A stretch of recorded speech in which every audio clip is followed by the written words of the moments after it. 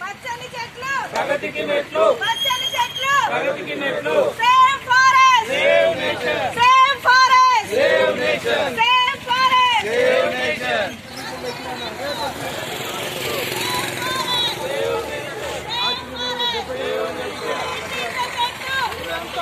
ఇంటింటి చెట్టు పురంతవనం.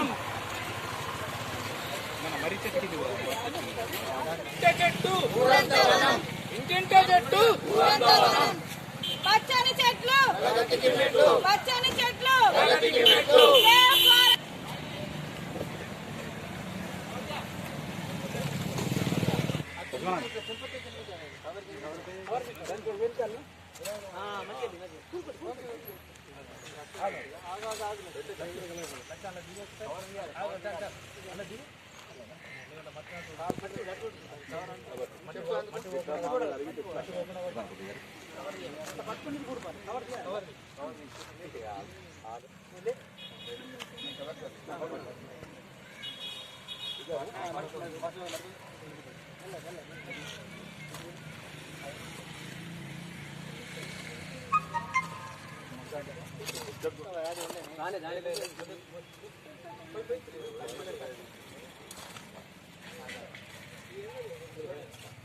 దీపక్ సార్ చూడండి.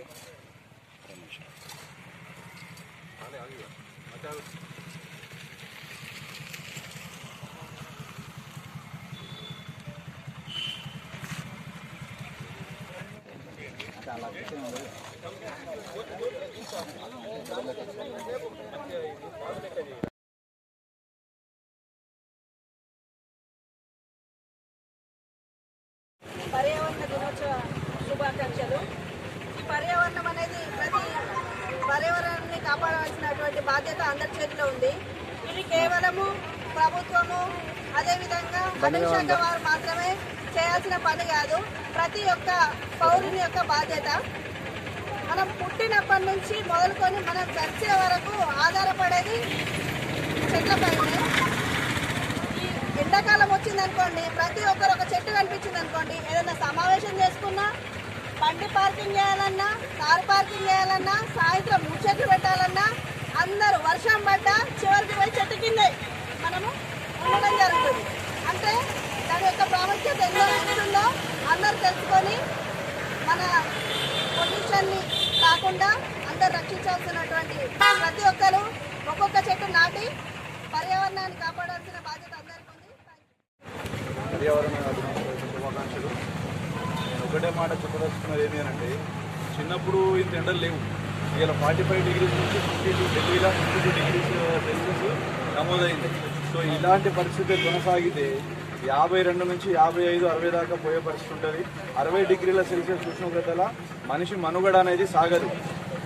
ఎక్కడికక్కడ మంటలు వేస్తాయి, బైక్ నడిచినా మంటలు వేస్తుంది, ఇంట్లో ఫ్యాన్ తిరిగినా మంటలు వేస్తుంది, పవర్ కన్జంప్షన్ కంప్లీట్గా పడిపోతుంది. కాబట్టి ఇప్పుడున్న పరిస్థితులలో భారతదేశంలో 5 కోట్ల మొక్కల ఆవశ్యకత ఎంతైనా ఉంది. సో మా తరపున మేము మిమ్మల్ని కోరుకునేది, వేడుకునేది ఒకటే, మనిషికి ఒక చెట్టు నాటండి. వర్షాలు మొదలైనవి. సో ఈ వర్షాలలో మనం చేయాల్సింది ఏం లేదు, ఒక చెట్టు నాటండి. ఇంటి పర్యావరణంలో కానీ, మీ పొలం చుట్టూ కానీ, మీకు ఎక్కడ స్థలం కనబడితే అక్కడ ఒక చెట్టు నాటండి. దాన్ని ఒక్క 3 నెలలు కాపాడండి. ఆ తర్వాత ప్రకృతి తనకు తానే పెంచుకుంటుంది, చెట్టు తనకు తానే పెరుగుతుంది. ఒక్క 3 నెలలు దాన్ని రక్షించండి. దయచేసి ఈ విషయాన్ని గమనించి పర్యావరణాన్ని పరిరక్షించడంలో ప్లాస్టిక్ని కూడా కాస్త వాడడం తగ్గిస్తే మనం ఈ తాపాన్ని తగ్గించడం వాళ్ళం అవుతాం. సో మనల్ని మనం రక్షించుకోవడానికే ఈ యొక్క అడవుల్ని పెంచమని చెప్తున్నాం. మన రక్షణ కొరకే అడవిని పెంచాలి, చెట్లను నాటాలి. దయచేసి అందరూ ఈ వర్షాకాలం మనిషికి ఒక చెట్టును నాటండి అని చెప్పేసి ఈ సభాముఖంగా. మరి పర్యావరణం అంటే ముఖ్యంగా మనకు చెట్లను పెంచడం, ఆ చెట్ల అవసరం ఎంత ఉందో మనకు అధికారులు చెప్పారు. మనం చిన్నప్పటి నుండి పుస్తకాల్లో చదువుకున్నాం. దాన్ని నేటి సమాజంలో మనం కళ్ళకు కట్టినట్టుగా అనుభవిస్తున్నాం కూడా. ఎందుకంటే చెట్లు మనకు నీడనియడం, మనకు ప్రాణవాయువు అనేటువంటి ఆక్సిజన్ ఇస్తాయి. అవి కార్బన్ డైఆక్సైడ్ మనం కానీ ఇతర వేస్టేజ్ ద్వారా విడుదలయ్యే కార్బన్ డైఆక్సైడ్ను పీల్చుకొని మనకు ప్రాణాన్ని నిలిపే ఆక్సిజన్ ఇస్తాయి మనకు. అలాగే వాటి వల్ల మనకు నీడనే కాదు, వర్షాలు కూడా చెట్ల ద్వారానే కురుస్తాయి అని మనం కాబట్టి తప్పకుండా మనకు వర్షాధారమైనటువంటి చెట్లను మనం ఎక్కువగా పెంచి మనం జీవనానికి ఎంతో ఉపయోగపడే చెట్లను మనం ఎట్టి పరిస్థితులను కొట్టకుండా వాతావరణ సమతుల్యాన్ని మనం కాపాడాలి. అప్పుడైతేనే మనం మానవ మనుగడ ఈ భూమి మీద కొనసాగుతుంది. కాబట్టి తప్పకుండా వాటి యొక్క అవసరాన్ని మనం గుర్తించి ఎక్కువ సాధ్యమైనంత వరకు ఖాళీ జాగాలో చెట్లను పెంచాలి.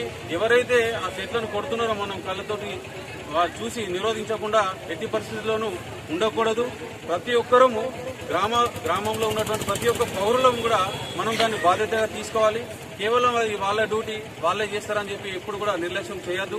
అలాగే ఈ పర్యావరణ సమతుల్యానికి ముఖ్య కారణం ప్లాస్టిక్ వినియోగం ఎక్కువగా వినియోగించడం వల్ల అది మనం ఎక్కడికక్కడ పడేయడం వల్ల అది భూమిలో కలిసిపోయి కొన్ని వేల సంవత్సరాలు కూడా అది ఖరాబ్ కాకుండా ఉండి ఎప్పుడైతే వర్షం కొడితే ఆ వర్షపు నీరు కూడా భూమిలోకి ఇంకిపోకుండా సముద్రంలో కలిసే విధంగా ఆ ప్లాస్టిక్ మనకు అనర్థాన్ని తీసుకొస్తున్నది.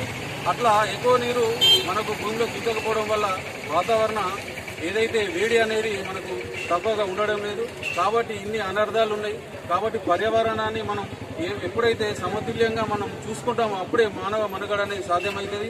ఇంతకుముందు అనిల్ అన్న చెప్పినట్టు మనం ఇప్పుడు ఢిల్లీలో ఎక్కడో కాదు, మన దేశంలో మన భారతదేశ రాజధాని అయినటువంటి ఢిల్లీ నగరంలో 57 డిగ్రీల ఉష్ణోగ్రతను మనం ఇవాళ చూసినాం. అంటే బయట నీళ్లు పెడితే మనం మంట లేకుండా గాలి ఏదైతే మంట అగ్గి లేకుండానే మసిలేటటువంటి పరిస్థితిని ఢిల్లీలో ఈ 2-3 రోజుల క్రితం ఈ వారం క్రితమే చూడడం జరిగింది.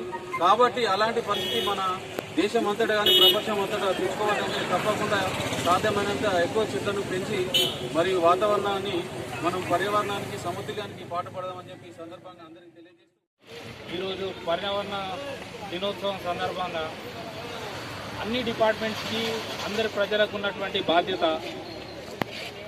పర్యావరణాన్ని సంరక్షించటం. సో అందులో భాగంగా ఫారెస్ట్ డిపార్ట్మెంట్ వారు ప్రజల్లో అవేర్నెస్ తీసుకురావాలని మేము చేసేటటువంటి చిన్న ప్రయత్నానికి అందరి యొక్క మద్దతు తెలియజేసినందుకు మరొకసారి అందరికీ కృతజ్ఞతలు తెలియజేస్తున్నాం. ఇప్పటి వరకు వక్తలు మాట్లాడినట్టు ఈ భూతాపాన్ని తగ్గించాలంటే ఖచ్చితంగా ధర్మో రక్షితి రక్షిత అన్నట్టు వృక్షో రక్షితి రక్షిత. మనం మొక్కలను నాటితేనే మనల్ని మనం కాపాడుకోగలం. మొదటిది. రెండవది, గత సంవత్సరం యొక్క దీని యొక్క ముఖ్య ఉద్దేశం, దాని యొక్క థీమ్ సారాంశం ఏంటంటే బీట్ ప్లాస్టిక్ పొల్యూషన్. అంటే మనం ప్లాస్టిక్ని వాడటం చాలా తగ్గించాలి.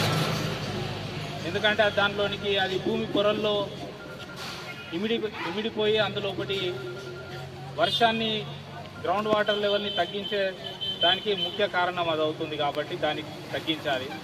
ఇప్పుడు ఈ సంవత్సరం దాని యొక్క ముఖ్య అంశము ల్యాండ్ రీస్టోరేషన్ డిసర్టిఫికేషన్. అంటే మనం వీడుగా ఉన్నటువంటి భూములను ఈ వర్షతాపం లేక అనేక మైదానాలు అంటే మనం వాడకంలోనికి వ్యవసాయంలోనికి తీసుకురాలేక అది డ్రాట్ అంటే బీడుగా మారిపోతున్న క్రమం లోపల మనం అట్లాంటి నేలలన్నింటినీ మనం సారవంతం చేసి వాటిని వాడకంలోనికి తీసుకురావాలన్నటువంటి ఒక ఉద్దేశం ఈ సంవత్సరం. సో మనకు ఉన్నటువంటి ఈ సంవత్సరం మనం ఉన్న ప్రాంతం లోపల కడెం కెనాల్ నీరు లేక ఎన్నో పంట పొలాలు వాడకంలో లేక బీడుగా మారిపోతున్నాయి. సో ఇట్లాంటి అనేక చోట్ల జరుగుతున్నటువంటి కారణాల వల్ల ఎకాలజికల్ బ్యాలెన్స్ తప్పిపోయి భూతాపం పెరిగి అనేక అనర్థాలకు దారితీస్తున్న క్రమం లోపల ప్రభుత్వం ఎన్నో రకాలటువంటి పథకాలు అవేర్నెస్ ప్రోగ్రామ్ తీసుకొస్తున్నాయి. గత సంవత్సరం ఇంపాక్ట్ మిషన్ లైఫ్ అనేది మనం అనేక సందర్భాలలో గుర్తు చేసుకుంటున్నాం. కానీ అది ఓన్లీ కేవలం ఆ రోజుకు మాత్రమే పరిమితం అయిపోతున్నాయి మన యొక్క తీర్మానాలు, మన యొక్క ప్రయత్నాలు.